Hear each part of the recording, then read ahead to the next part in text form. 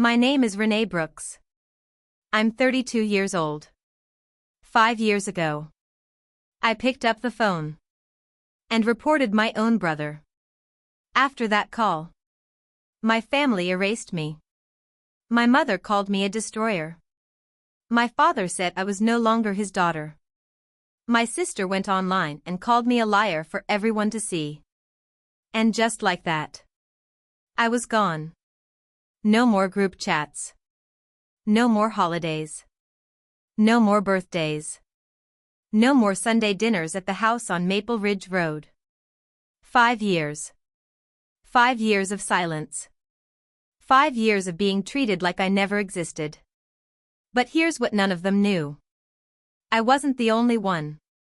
There were others. 7 of them. All from the same family. All carrying the same secret. And what happened in that courtroom changed everything. Welcome back to Calm Drama Stories, where silence never stays buried forever. If you're new here, subscribe. Because this story doesn't end the way anyone expects.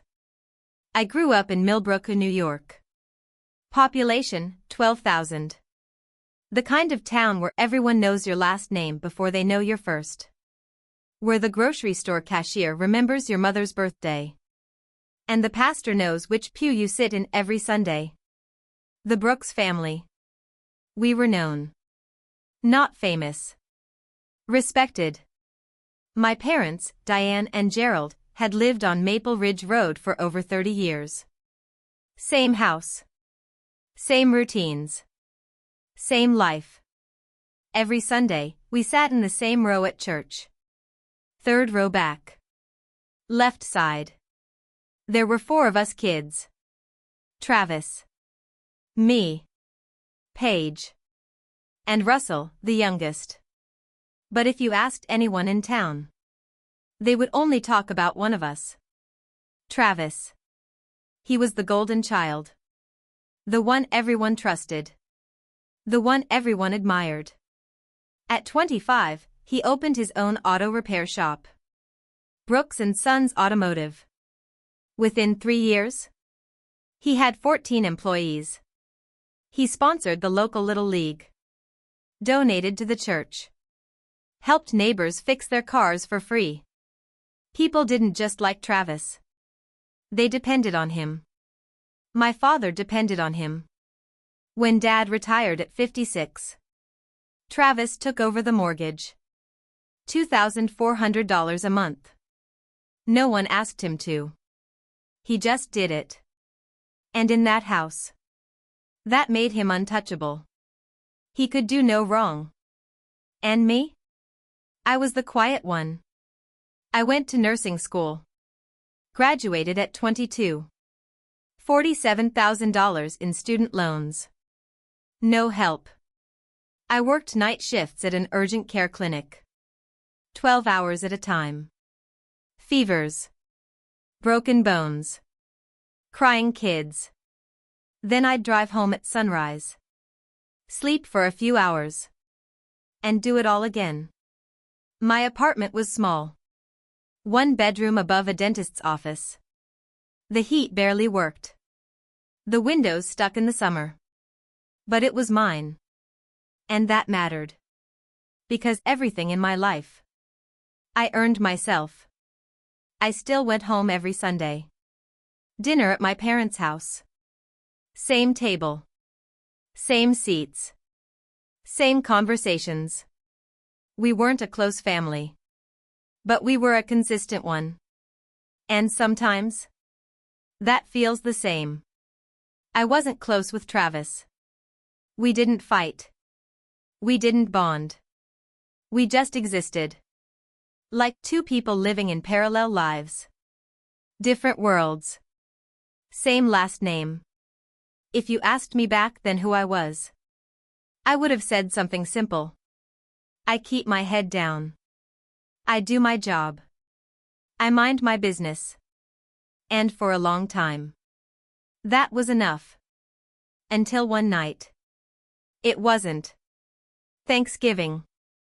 My parents' kitchen. I was slicing pie at the counter. The house was loud. Voices. Laughter. Plates clinking. Normal. Then I heard something. Not loud. But sharp enough to cut through everything else. Megan's voice.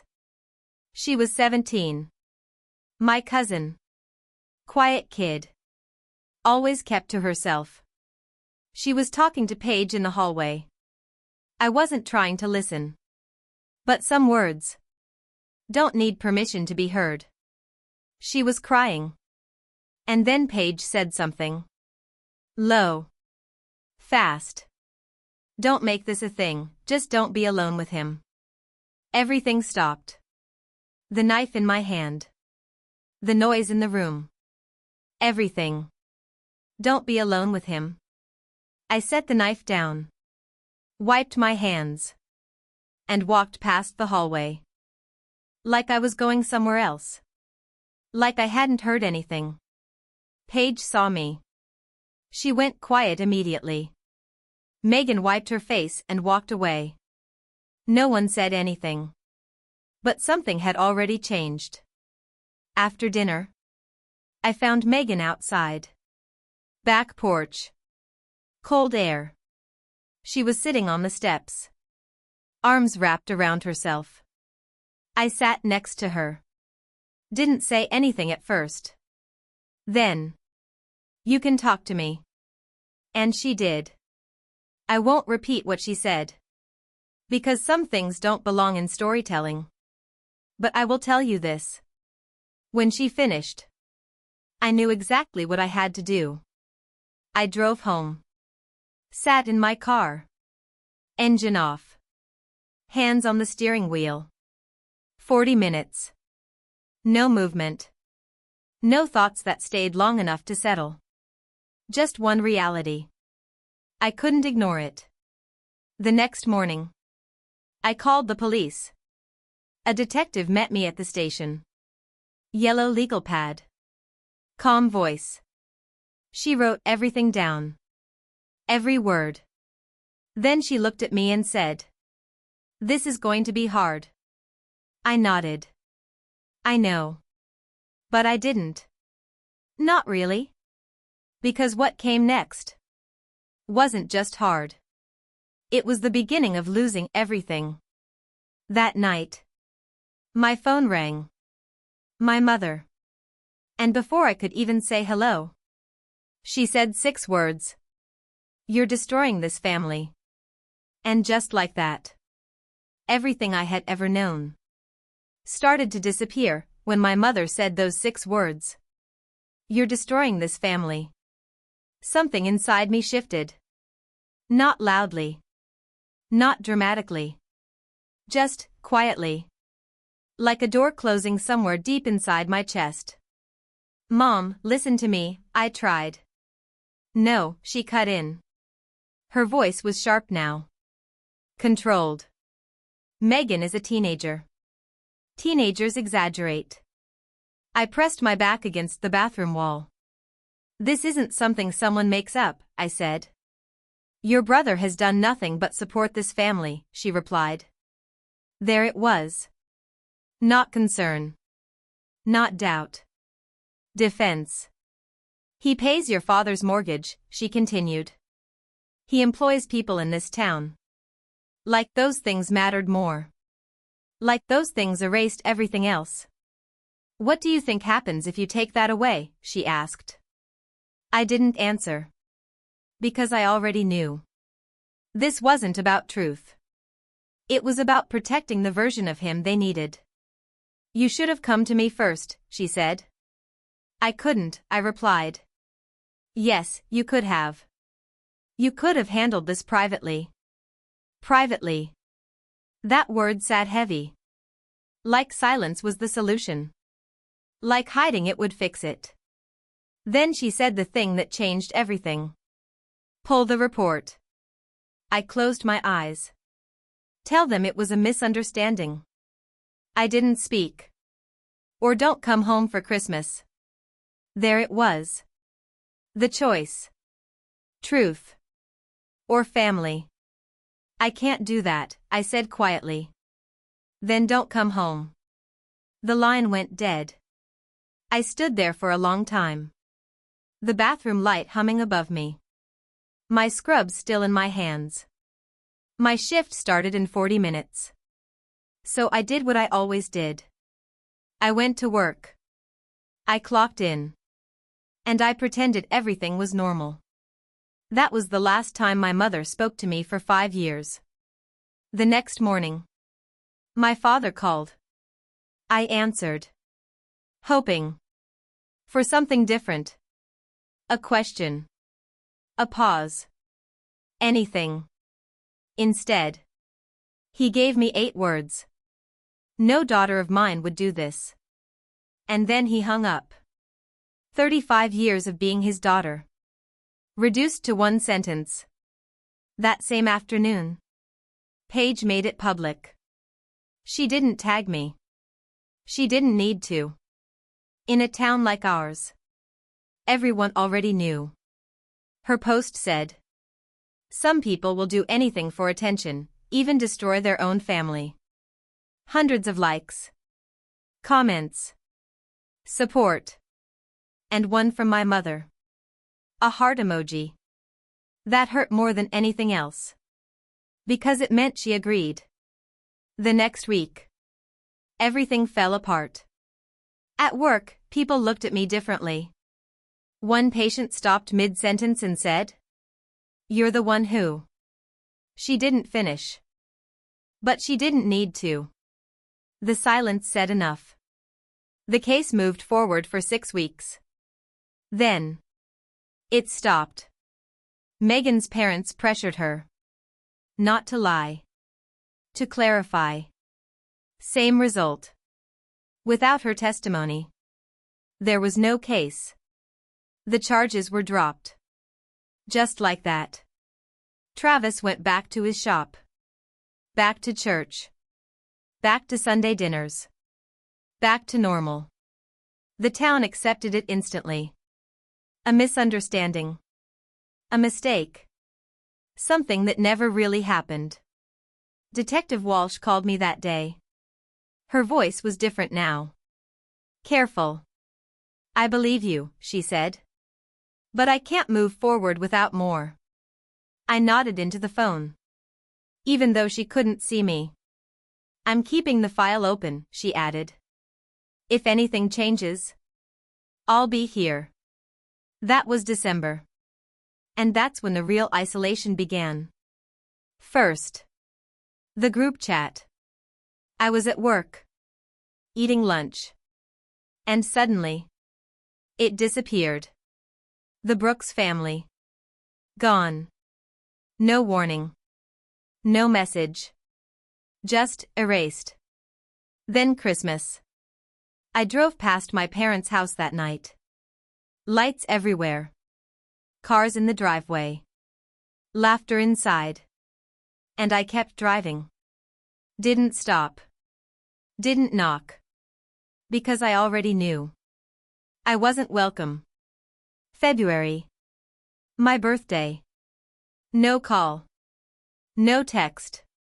No card. For the first time in my life. My mother didn't say happy birthday. That's when it hit me. This wasn't temporary. This was permanent. The town followed their lead. People stopped talking to me.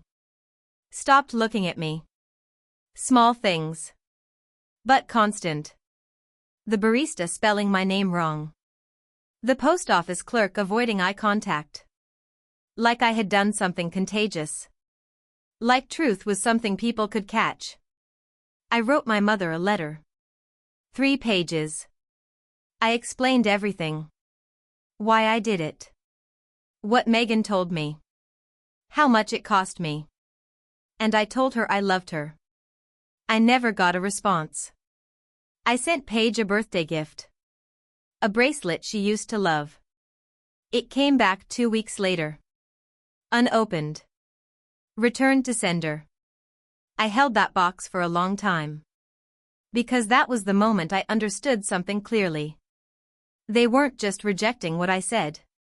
They were rejecting me. Completely. So I made a decision. Stay. In a place that chose silence over truth. Or leave.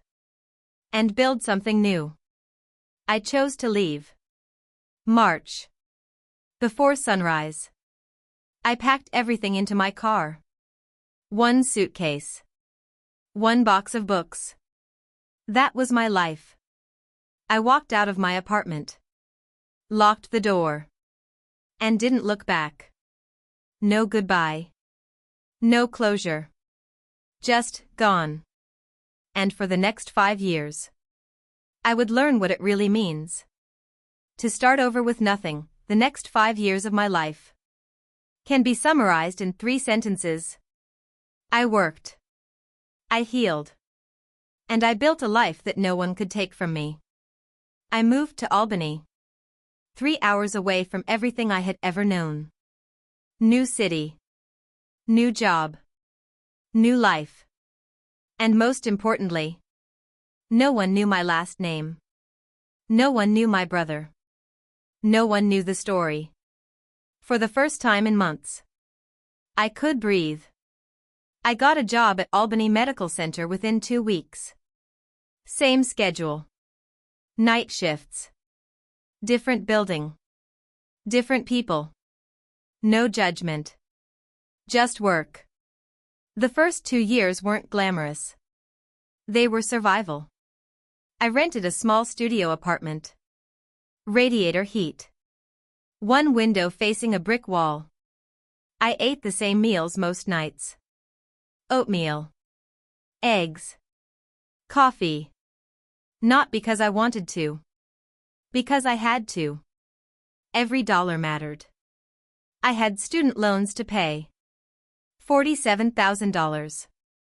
And no one was helping me. But that was okay. Because I was used to that. Month by month. I paid it down. Progress. Slow. But mine. I started studying again. Evenings at the library. Weekends in quiet rooms. Working toward my nurse practitioner certification. It gave me something to focus on. Something that wasn't the past. I passed on the first try. That was the first time in a long time. I felt proud of myself. Not because anyone told me to be. Because I knew I had earned it. I also started therapy. Every Tuesday. Same chair. Same room. My therapist, Dr. Lindgren, didn't say much at first. She just listened. And when she did speak, it stayed with me. One day, I told her something I had been carrying for years. I feel like I broke my family. She looked at me calmly. Then said, "You didn't break your family. The silence did." That sentence stayed with me. I wrote it on a sticky note. Put it on my mirror. And read it every day. Because I needed to believe it. Slowly.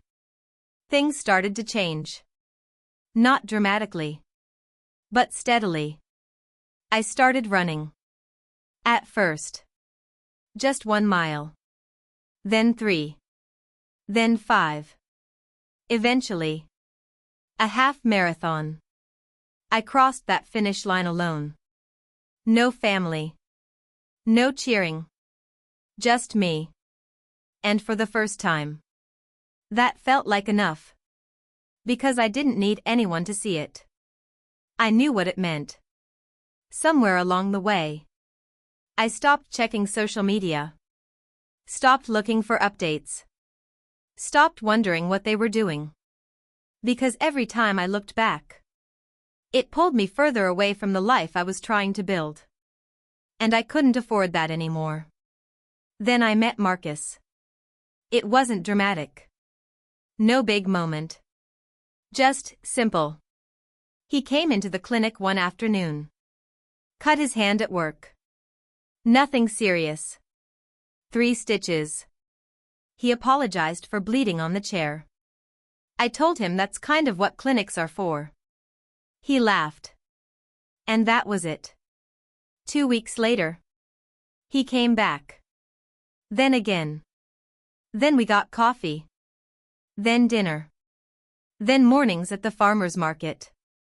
It wasn't fast. It wasn't intense. It was steady. And after everything I had been through, that mattered more than anything. 3 months in, he asked about my family. I said, I don't really talk to them. He nodded. Okay. That was it. No pressure. No questions. Just acceptance. 6 months later, I told him everything. The whole story. Megan. The call. The fallout. All of it. He didn't interrupt. Didn't react. Just listened. When I finished, there was silence. Then he said 3 words. You did the right thing.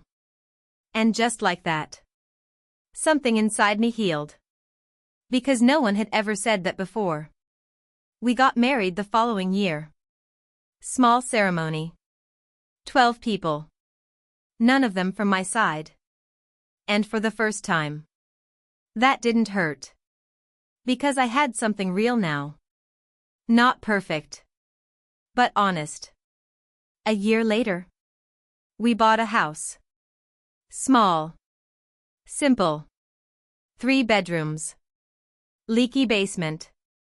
But it was ours. And that was enough. Then Lily was born. And everything changed again. Not in a painful way. In a grounding way. Like life had finally given me something stable. Something safe. Something I didn't have to fight for. But even then, there were moments. Quiet ones. Thanksgiving. Christmas. Birthdays. When I'd look at the table and feel the empty chairs. Not because I missed them. Because I missed what I thought they were. And that's a different kind of loss. One afternoon, everything started to shift again. A letter arrived.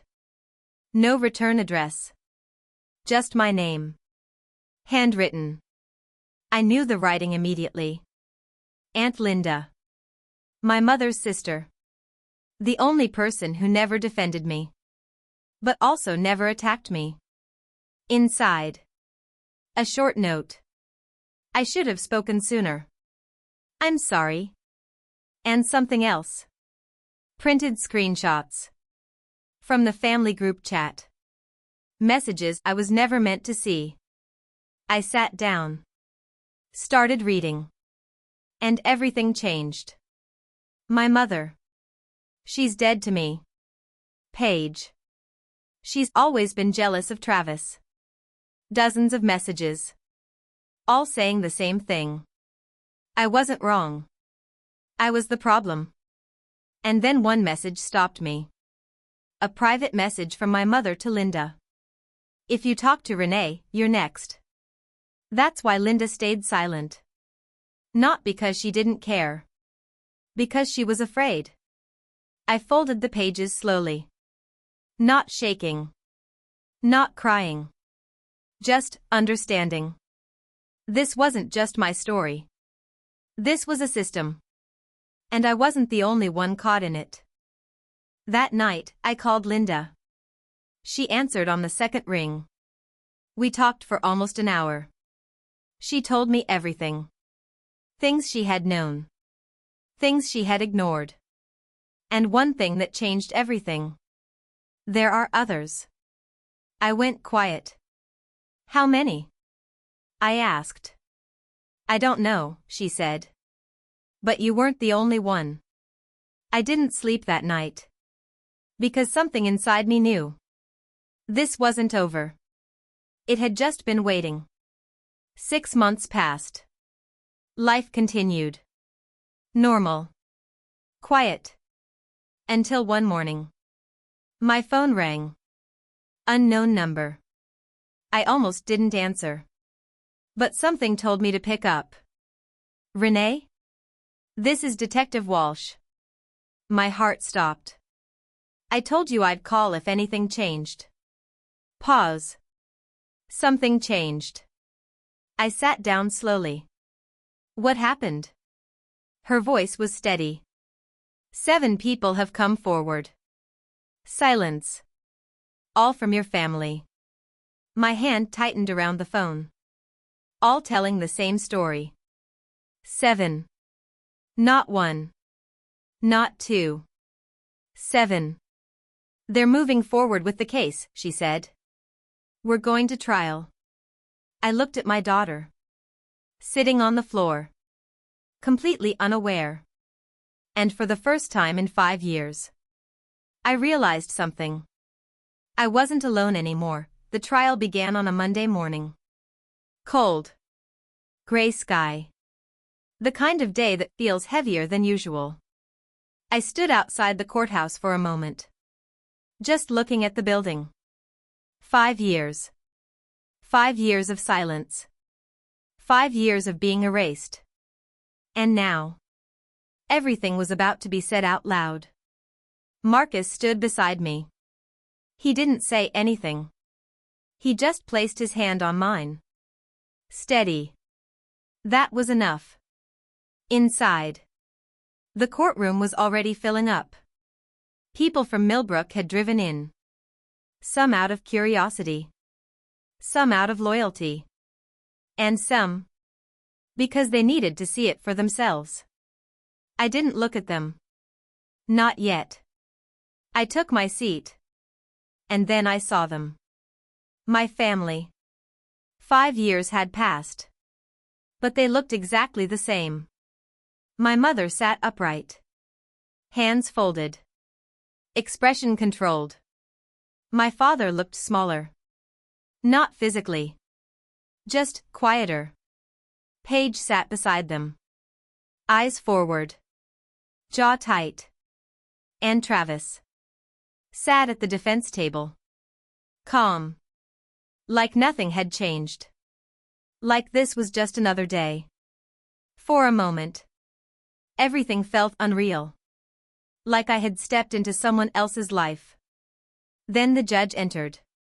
And everything became real again. The prosecution started. Clear. Direct. 7 testimonies. 7 voices. 1 pattern. 1 name.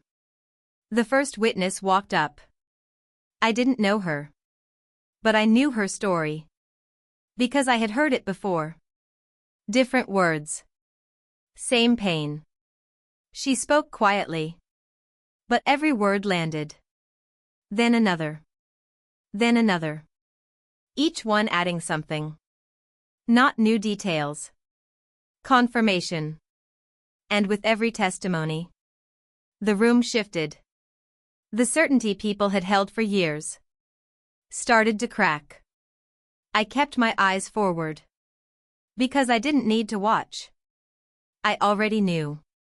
On the 3rd day, I was called. Renee Brooks. My name echoed in the room. I stood up. Walked to the stand. Sat down. The oath. The questions. Simple at first. Name. Occupation. Relationship. Then. Why did you report your brother? The room went still. I looked straight ahead. Because someone trusted me enough to tell me the truth, I said. And I chose not to ignore it. No shaking. No hesitation. Just truth. The defense tried to break it down. You had no physical evidence. No. You relied on one person's account. Yes. And that account was later withdrawn. I paused. Then said, that doesn't make it untrue. Silence. Because everyone understood what I meant. Truth doesn't disappear. Just because someone is forced to take it back. I stepped down. And for the first time, I felt something I hadn't felt in years. Peace. Not victory. Peace.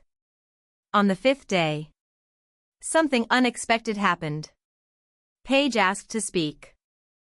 The courtroom shifted immediately. She wasn't on the witness list. The judge allowed it. She walked to the stand slowly, avoiding everyone's eyes. Except mine. For a brief moment, she looked at me. And then she looked away. Her voice shook. I lied, she said. The room froze. I said my sister was making it up. Her hands trembled slightly. I knew she wasn't. A sound moved through the courtroom. Not loud. But enough. Enough to change everything. My mother told me to say it, she continued. I believed it would protect our family. She swallowed hard. I was wrong. That was it. No long explanation. No excuses. Just truth. Late. But real. My mother didn't move. Didn't react. But something in her posture changed. Slightly. Almost unnoticeable. The next day. Closing arguments. Short. Focused. Clear. 7 testimonies. Years of silence. A pattern that couldn't be ignored. The jury left. Hours passed. No one spoke much. Just quiet conversations. Waiting. Then the doors opened. Everyone stood. The verdict was read. Guilty. The word landed softly. But it echoed. Because it wasn't just a verdict. It was validation. 5 years later. The truth had a voice again. I didn't look at Travis. I didn't need to. I looked at the floor. Then at my hands. Steady. Finally steady. When it was over, people started leaving. Some slowly. Some quickly. I stayed seated. For a moment longer. Then I stood. Turned. And walked out. No confrontation. No final words. Because closure doesn't always come from what you say. Sometimes it comes from what you no longer need to say. Outside. The air felt different. Lighter. Not because everything was fixed. Because it was no longer hidden. Marcus was waiting. He smiled. Not wide. Just enough. How do you feel? He asked. I thought about it. For a moment. Then I said. Free. And for the first time in 5 years. That word felt true. We walked to the car together. No rush. No wait. Just forward. Because that's what this was always about. Not revenge.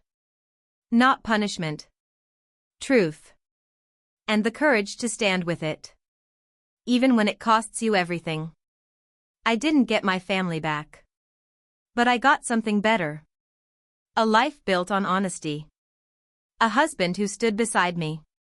A daughter who would grow up knowing the difference between silence and strength.